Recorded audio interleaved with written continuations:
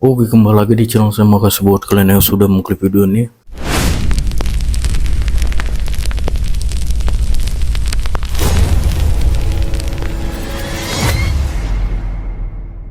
Kali ini ada tanggapan dari DJ Anak Jenderal terkait Roy Suryo dan kelompoknya yang pengen sekali Pak Jokowi jatuh, tapi mereka makin stres karena mereka gagal terus. Mereka nggak tahu lagi mau melakukan apa. Bahkan ya, mereka terancam pula yang gagal. Mereka terancam pula kena imbasnya. Wah, kita lihat ya gimana ungkapan dari DJ Anak Jenderal. Ini tunggu lama, kita ke video langsung, let's go.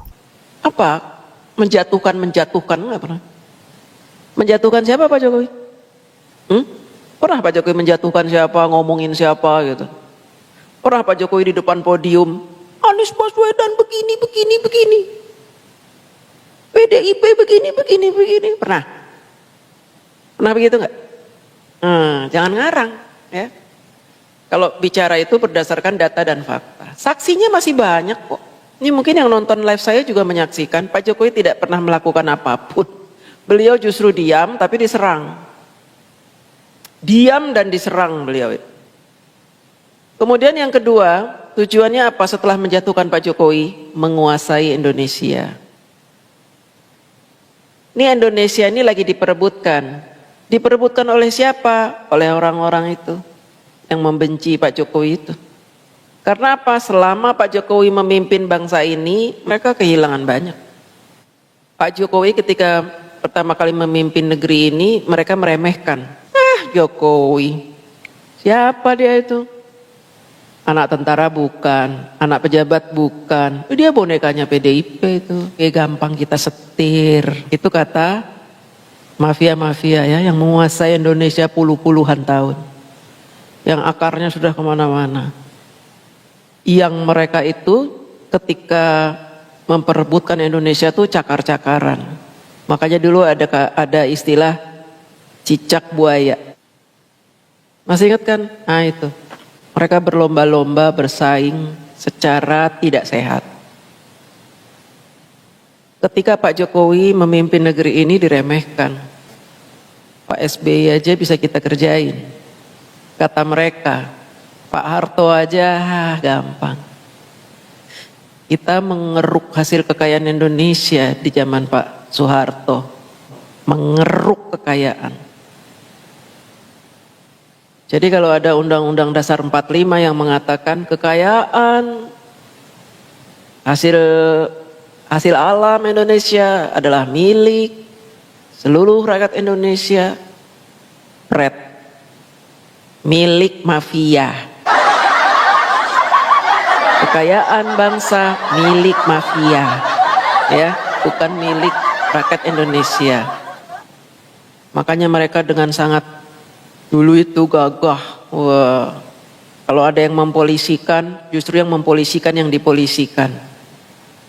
Kalau mereka dilaporin, justru mereka itu dilaporin.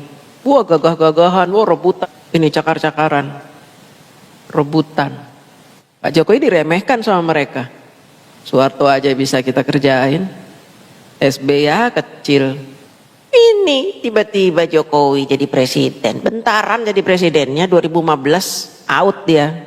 Kata si mafia ini.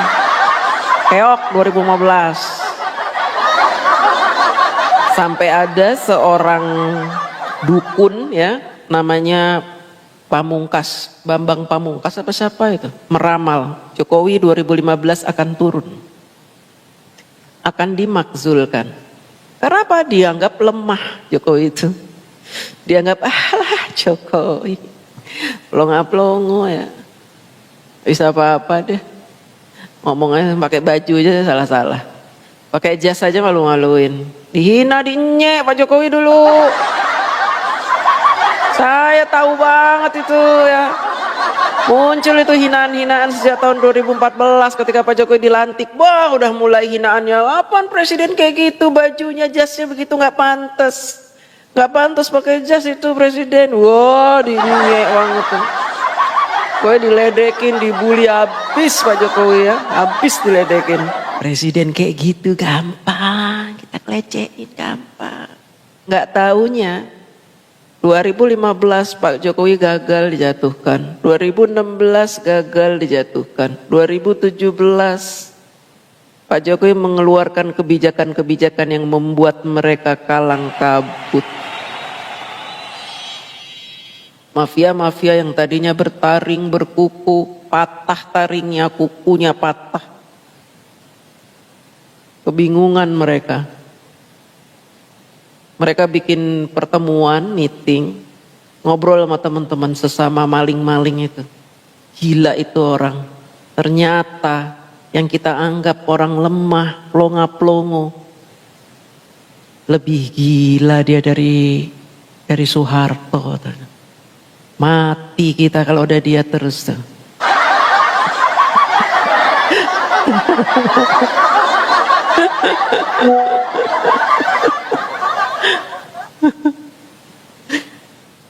Mati kita ternyata.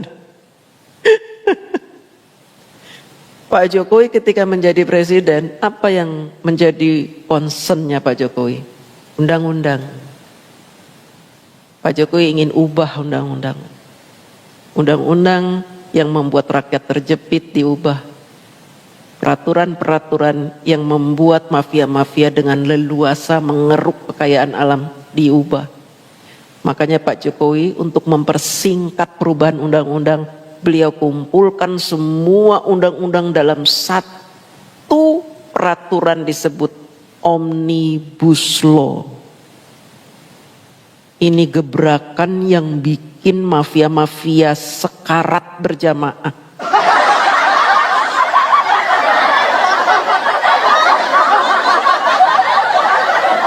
Akhirnya para mafia itu mengeluarkan banyak uang. Untuk apa? Membayar demonstran-demonstran. Termasuk membayar FPI, HTI, mahasiswa, buruh untuk turun ke jalan. Masing-masing membawa amanah untuk menolak undang-undang Omnibus Law. Bingung mereka mau mencari-cari. Lu pelajarin undang-undang Minerba. Pelajarin lo undang-undang tentang Minerba. Tolak gitu. Tolak itu.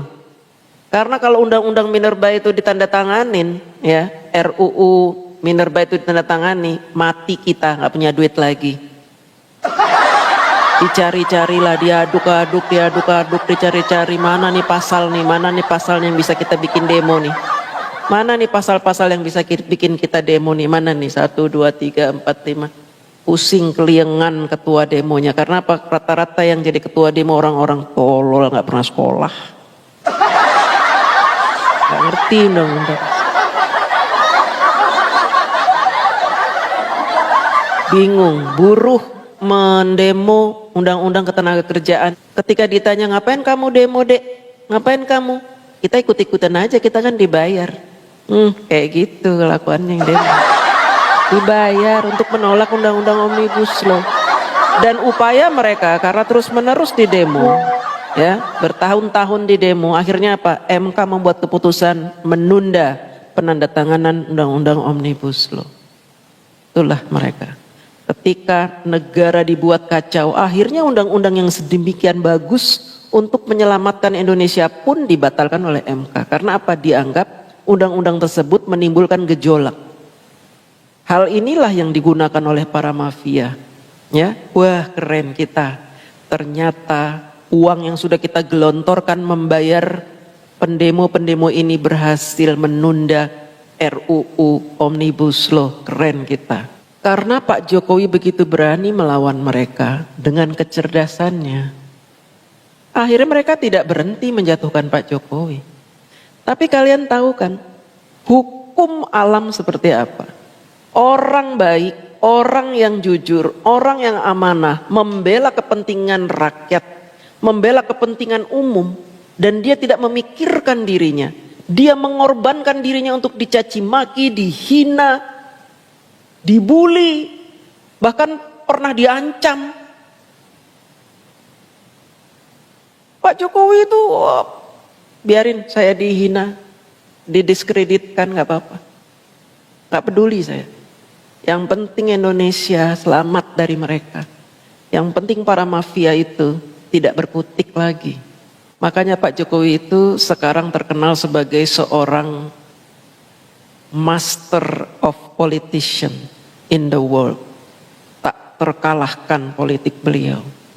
Karena apa? Beliau berpengalaman digencet sana sini, tapi beliau terus merangsak maju, mengalahkan mereka. Dan akhirnya mereka satu persatu jatuh terkapar. Mau nggak mau mengikuti aturan pemerintah. Itulah hebatnya Pak Jokowi.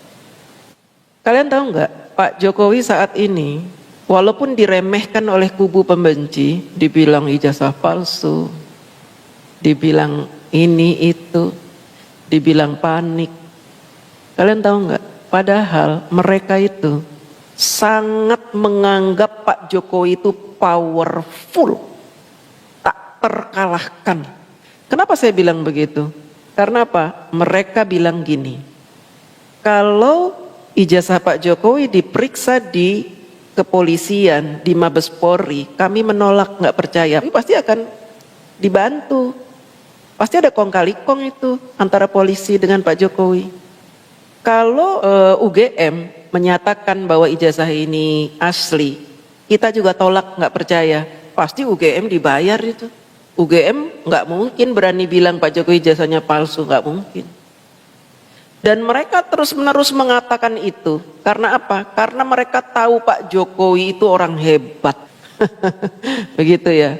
Makanya mereka ketakutan, nggak percaya polisi, nggak percaya UGM, nggak percaya pengadilan, bahkan nggak percaya pengadilan. Pengadilan ini tidak adil, emosi, tidak percaya terhadap semuanya. Bahkan undang-undang yang sudah menetapkan bahwa sebuah dokumen bisa dinyatakan palsu hanya oleh lapor kepolisian, mereka tolak, nggak percaya undang-undang. Tapi ketika mereka bicara soal undang-undang keterbukaan informasi, mereka bawa undang-undang. Jadi kalau ada segala sesuatu yang menguntungkan mereka, mereka pakai. Kalau yang mereka anggap merugikan mereka, mereka nggak percaya. Kalau memang nggak percaya, ngapain mereka tinggal di Indonesia? Tinggal aja sana di Amazon situ ya. Biarin hidup bareng sama kuntilanak, genderuwo, buaya sama itu anaconda, modern tuh.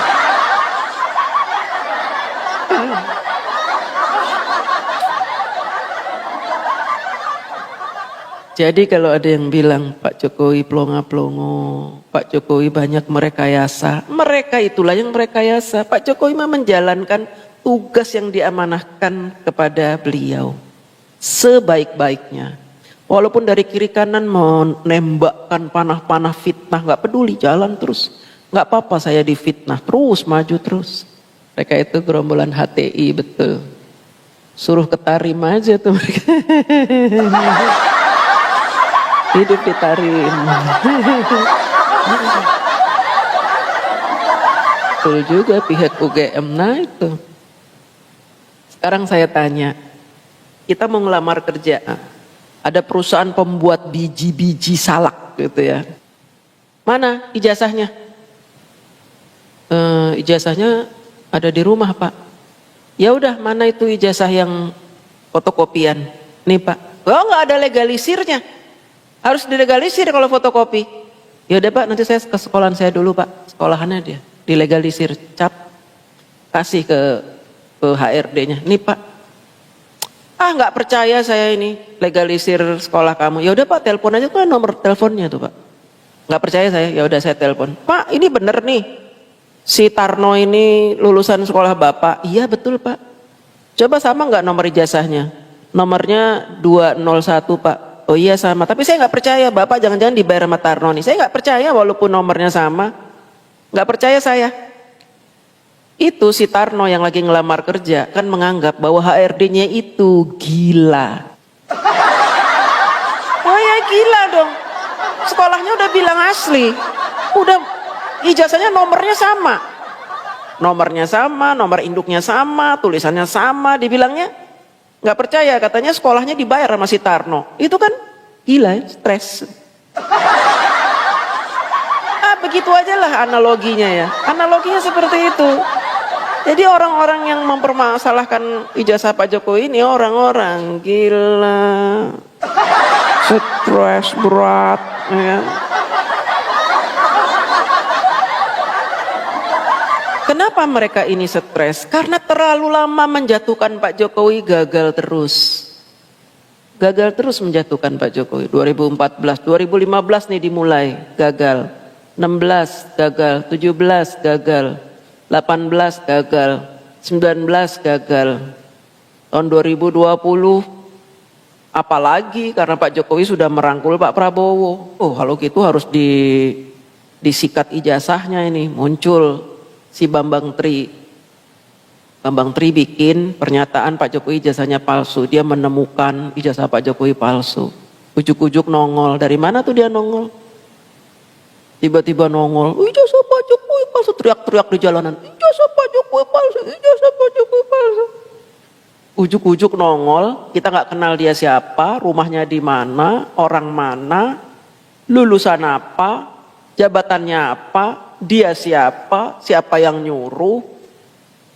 Kita nggak tahu, ujuk-ujuk nongol, Mbak Betunduk nongol, ya kan? Udah kayak jin, tiba-tiba nongol.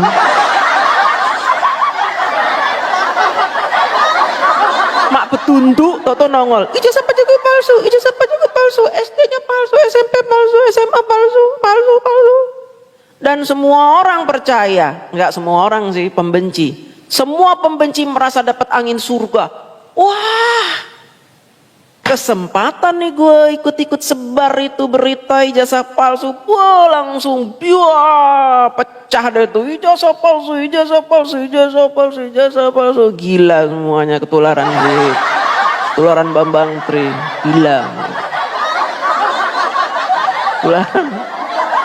Lah kita yang waras ngelihat itu, ini orang benar-benar ya. Ijazah palsu. Pak Jokowi udah wali kota, gubernur, presiden, teriak-teriak ijazah palsu tuh. Kita mah udah ini ngetawain dia udah dari kapan itu kita ketawain tuh. Akhirnya karena dia teriak-teriak, karena nggak ditanggepin sama Pak Jokowi dilaporkan ke polisi, katanya sudah memalsukan ijazah. Siapa yang melaporkan? Orang-orang pinter, titelnya panjang, profesor, doktor, wow, ngelaporin karena merasa mendapat angin segar. Sebenarnya gini teman-teman, ini mereka komunitas pembenci ini, mereka sudah punya peran masing-masing. Kamu itu Bambang Tri, peran kamu ini, kamu tahu tuh nongol, bilang aja kamu ketemu, kamu bikin itulah podcast sama si Sugi Nur tuh, bikin podcast sama Sugi Nur. Nah peran profesor, doktor, insinyur, SHMH, eprek-eprek itu ya, itu peran kamu itu nanti menyambut Bambang Tri. Pengacara-pengacara dari mereka menyambut, laporin langsung Pak Jokowi. Kalau sudah booming, sudah semua orang hampir bilang mempertanyakan, bingung, rakyat bingung, laporin ke polisi. Akhirnya dilaporinlah ke polisi Pak Jokowi. Di sidang itu mereka tidak membawa bukti apapun selain hanya tuduhan-tuduhan. Bahkan sekolah Pak Jokowi SMP, SMA itu membawa guru-guru yang menyatakan Pak Jokowi asli sekolah di situ. Akhirnya apa? Bambang Tri dipenjara 2,5 tahun. Sugi Nur juga dipenjara 2,5 tahun dan membayar denda. Dan setelah itu terjadi, apa yang terjadi? Mereka kembali membumingkan, wah ini namanya kriminalisasi. Wah ini emang diktator, Jokowi diktator, Jokowi diktator, Jokowi diktator.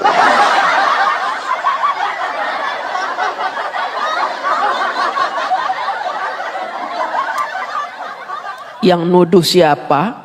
Yang teriak diktator siapa? Makanya saya bilang ini kumpulan orang-orang stres.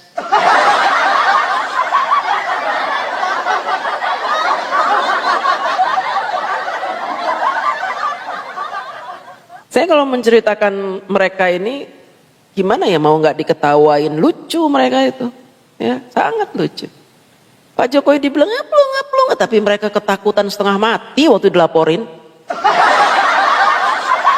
Si Padilah tiba-tiba ketabrak motor.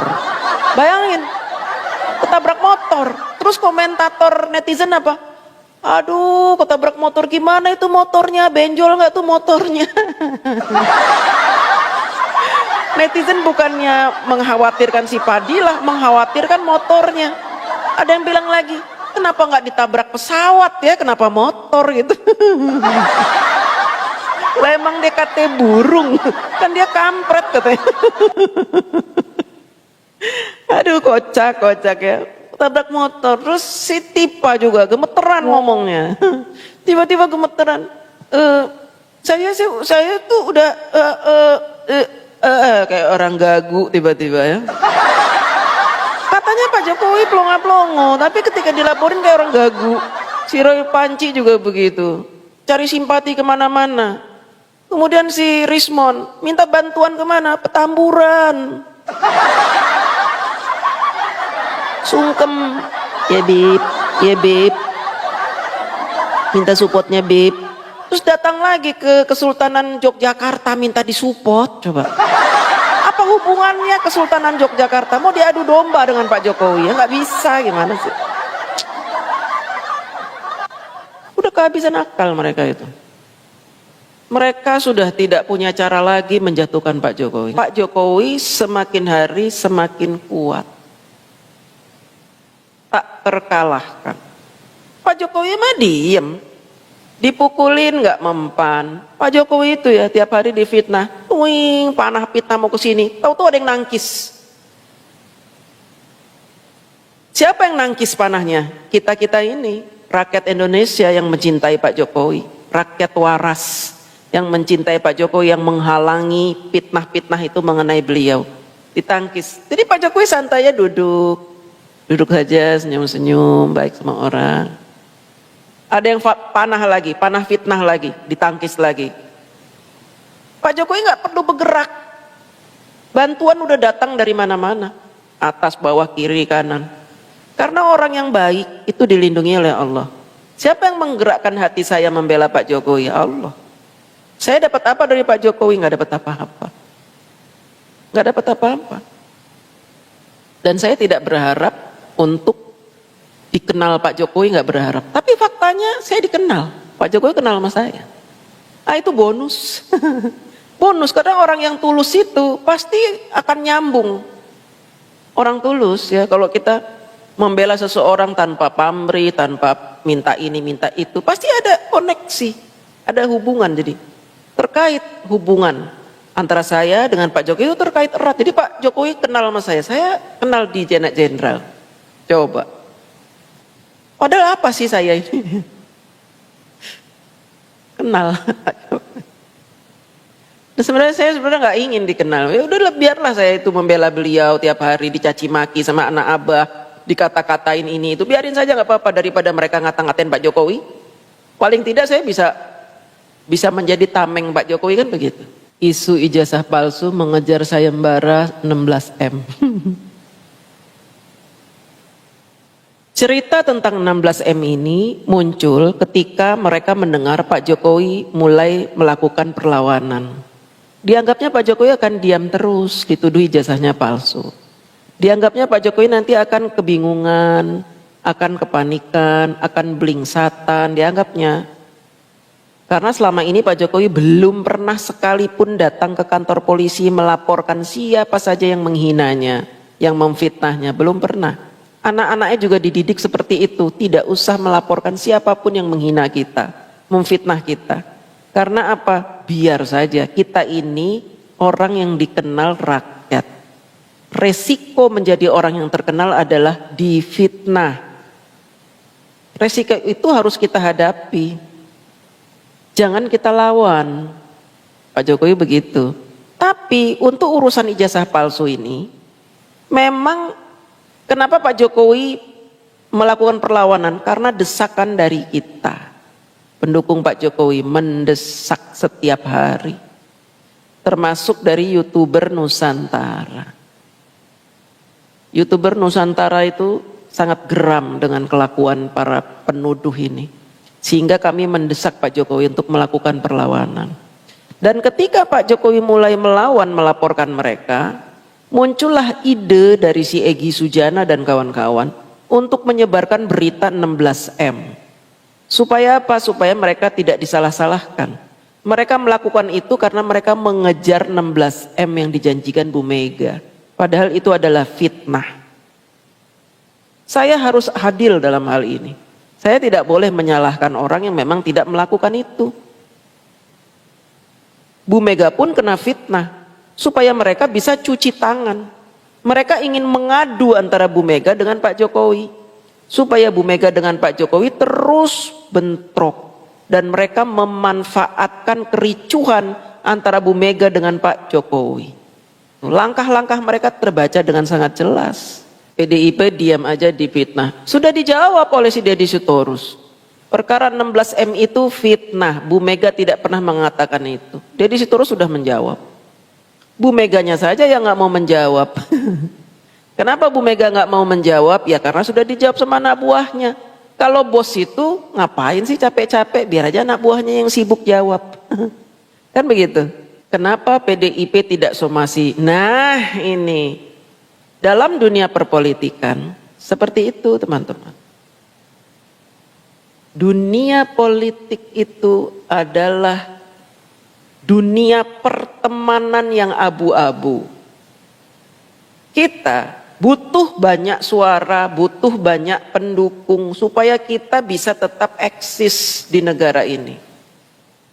Ketika ada kelompok radikalis mendukung kita, kemudian kelompok radikalis memfitnah kita, sementara kita dengan teman kita sudah pecah kongsi, kita butuh radikalis itu tetap. Jadi ketika kaum radikalis menghina kita, memfitnah kita, kita nggak akan melawan. Itu dunia politik begitu. Kalau PDIP mensomasi si Egy Sujana, PDIP akan kehilangan dukungan, banyak dukungan dari mereka. Selama ini orang-orang itu kan mendukung PDIP, yang tadinya berseberangan jadi mendukung. Contohnya siapa? Siapa? Habib Rizik, Kurnia. Kurnia itu orang HTI, FPI, tapi dukung Ibu Megawati. Ya, kalau Bu Megawati mensomasi mereka, Bu Megawati kehilangan dukungan. Itu namanya politik. Bu Megawati sudah kehilangan dukungan dari kubu mereka, kehilangan dukungan dari kubu Pak Jokowi. Amsyong itu nanti nggak ada yang milih PDIP nanti di 2029. PDIP itu udah sedang goyang-goyang. Kalau diibaratkan kapal itu, PDIP itu banyak bolong-bolongnya itu. Bolong sebentar lagi tenggelam tuh. Blek tenggelam. Saya mau ceritakan sedikit kabar dari Bareskrim. Saat ini Riza Fadilah itu, iya ya Riza Fadilah ya. Si Fadilah kakek-kakek itu yang ketabrak motor itu sedang diwawancara, sedang dilakukan BAP penyidikan. Jika seseorang itu layak untuk ditahan sebagai tersangka, maka ketika diumumkan di muka publik, namanya akan disingkat. RS,